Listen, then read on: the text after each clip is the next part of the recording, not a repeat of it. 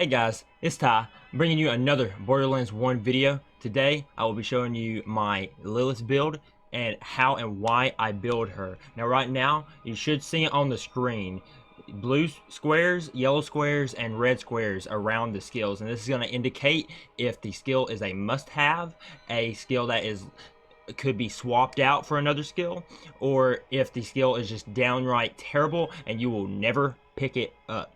Okay, let's go over the build itself. Obviously, you're going to have to get your signature skill. Then you're going to go into the controller skill tree and grab Diva for that extra shield capacity.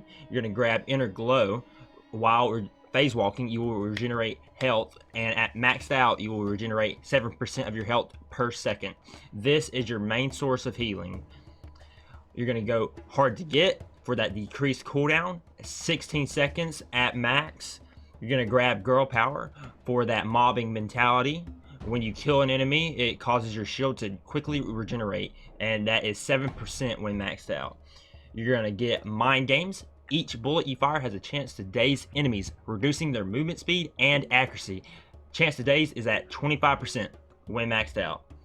You're going to grab Quicksilver for the extra fire rate with all weapons. This is great DPS. You're going to grab Resilience for that extra resistance of dots whenever, say, a barrel blows up right beside you, or you're fighting a badass corrosive skag or something like that. I picked this over Radiance because Radiance, it is decent for knocking off those weak shields on enemies, but it's never going to kill anything. Its damage is very obsolete when at the higher levels of the game, towards 69. So the only thing this is going to do is knock off a shield that you could otherwise just shoot off with like 3 bullets. So that's why I choose Resilience over Radiance. You're going to go Intuition. Killing an enemy increases your move speed and all the experience you get for a few seconds. This is team experience, by the way. So this is a great co-op skill. This is going to be your speed running skill other than your signature skill. You get a kill, you just run. And the extra XP is always great when leveling. So this is such a great skill. You're going to get Slayer for that extra crit damage, viable DPS. You're going to get Enforcer. When killing an enemy, you gain accuracy and bullet damage. This is great DPS. High Velocity, you're going to get extra bullet damage and bullet velocity. And this, you're just getting 2 buffs in one skill. Why would you not get it? You're going to get Blackout.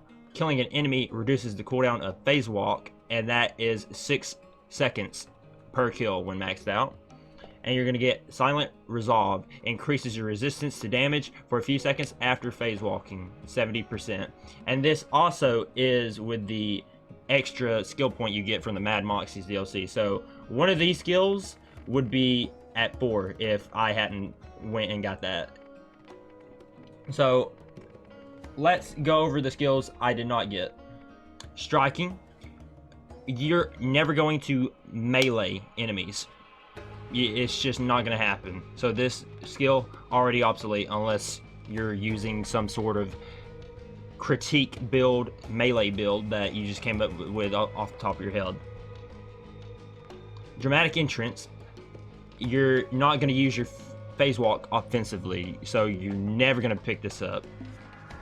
Spark. All the elemental guns in the game already have a high elemental effect chance, so this skill is kind of outshined by that fact.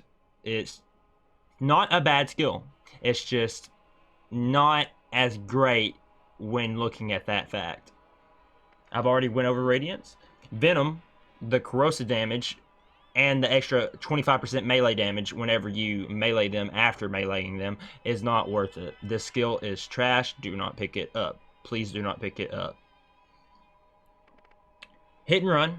You gain extra melee damage, which nobody cares about, and the extra phase walk duration I feel like is not needed, because you already, if you're going to use your phase walk to heal with inner glow. You almost get full health just from the base duration. So I don't feel like you would have to get this. If you wanted this skill, what I would suggest doing is either taking, say, 1 point, 2 points from this, 1 or 2 points from this, and then putting it into hit and run. Something along those lines. That's what I would do if I was going to pick up this skill, but I just feel like the extra duration is not needed. Phase strike, you're not going to use your phase walk offensively, so you're not going to pick this up most likely. Now, if you're building a specific build, then go ahead, pick it up, but I would highly suggest against it. Phoenix. Now this is an iffy skill. It is good, but it is bad at the same time, and I'm going to explain why. Killing an enemy causes fire damage around you, and it makes your shots not always consume ammo. Now it's 25% when maxed out, and then fire damage +5 when maxed out. The problem is when you're aiming and you crouch, there's just fire all in your face, no matter what.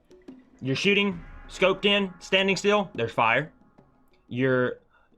Those situations whenever you say jump over an enemy and you're trying to track them below you, you will see the fire circle spinning underneath you.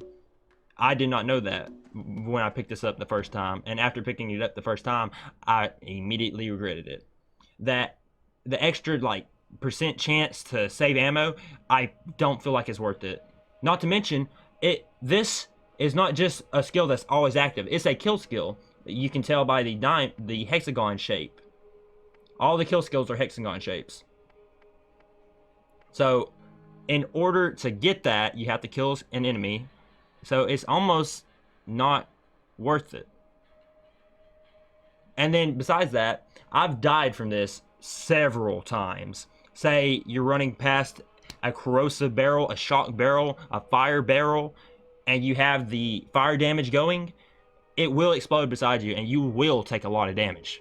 It is just, honestly, it's flawed. The skill itself is flawed, so that is why I don't pick it.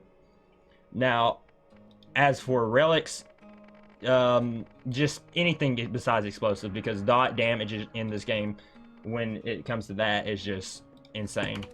And I'm going to show you how to build from level 1.